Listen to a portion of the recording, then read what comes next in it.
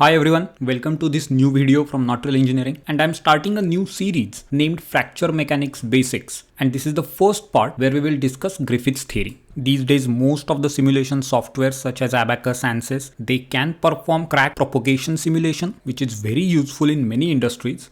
But before we start doing that, I think it is really important to understand how fracture mechanics work and what's the theory behind those crack propagation simulations. So we will go there, but this is the first part, and in this we will discuss only Griffith's theory. For that, we have to go almost a century ago, where this guy named Griffith made two very interesting observations. He was working on how to explain a brittle fracture in glass. For that, he did some experiments with glass fiber, and he realized the value of stress needed to fracture a glass is much less than the stress needed to break atomic bonds between the glass molecules. And he also observed that fracture stress increases as the fiber diameter decreases, as shown over here. That means the load needed to break thinner glass fiber is higher than load needed to break thicker glass fiber. And both these observations didn't go well with the understanding of fracture mechanics at that time. So based on these observations, he concluded that real materials contain microscopic flaws that drastically reduces the strength of any material. Because if material already has micro cracks, as shown over here, then that can cause stress concentration. Therefore, the actual applied stress doesn't have to be that huge, and the thicker material will have more defects. So with this conclusion, both of these observations were valid. But conclusion itself is not enough. For engineers to actually use that while designing some part, he has to come up with mathematical equation. For that, what he did was pretty simple and creative.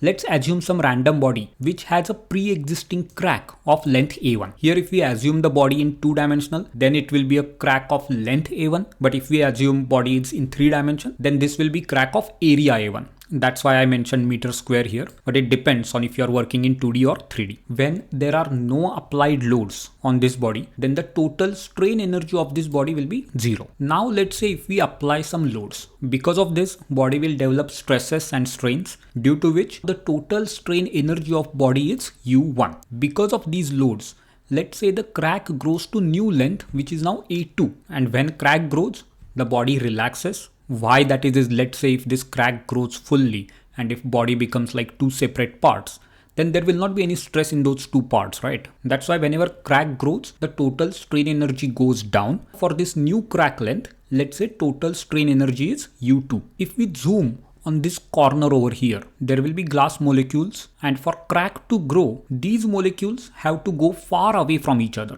Let's say you're pulling them apart. So initially, when they start going away from each other, because of atomic bond or molecular bond, some force will be exerted on them, and that force will grow as the distance between them grows. That is shown over here. Hence initially force is increasing as their displacement is increasing. Eventually it will reach some maximum value, and still if we keep pulling those atoms or molecules away, the force will decrease and finally will go to 0. When force is 0, we can say the crack grew and two separate surfaces are created. The area under this force displacement curve is, let's say, gamma. That means that much energy we have to provide to break all the bonds over here. And what Griffith said was, crack will propagate when decrease in total strain energy is greater than energy required to create new crack surfaces. The gamma over here depends only on atomic structure, so it is material property. It has nothing to do with the loading or geometry of the specimen. And to make this equation little bit better, he divided both sides of the equation by change in crack length, so A2 minus A1,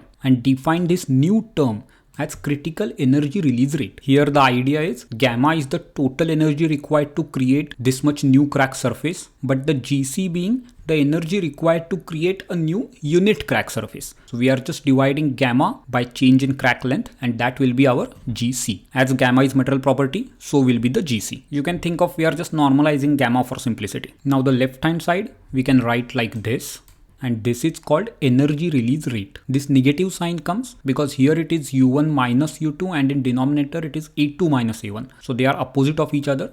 Just to adjust that, we have to put this negative sign over here, which kind of indicates that total strain energy goes down when crack length increases. As I said, this is called energy release rate, which we will represent by G. Hence, crack will propagate whenever G is greater than or equal to GC. This is the big equation given by Griffith. One confusion many students have is in this term energy release rate, that rate doesn't relate to with respect to time. but it is related to with respect to crack length. If you understand this, that's all. That's the whole purpose of this video. But one big question here would be how to calculate this total strain energy.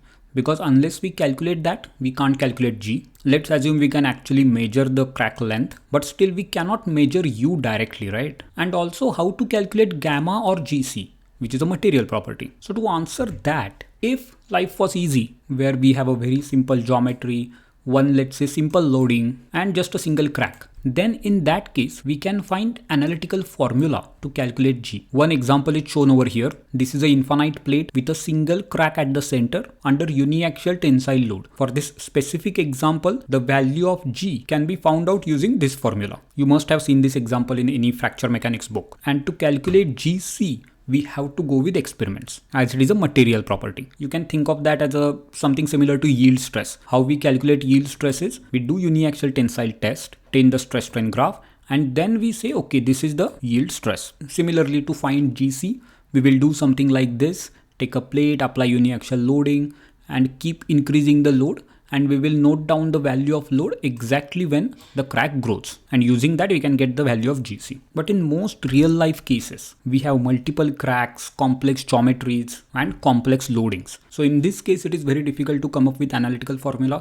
In most cases, we cannot. We can use some experimental methods, but still they have some limitations. So the next thing is use of numerical methods. The one method which is most widely used in all these finite element softwares as well is virtual crack closure technique. Let's not go into it right now. This I think is a good point to stop. In next video, we will see Irwin's theory. We will see why the Griffith's theory was not enough and he did some modifications in that and came up with stress intensity factor. We will also see what is VCCT method, how it is used in finite element analysis. Then in next video, we will talk about J integral. And finally, I will create a video with an example showing how to perform simulation of crack propagation in Abacus CA. If you like this video, please show your support by subscribing to this channel. If you have any questions, please let me know in the comment section below. And as always, thank you for watching.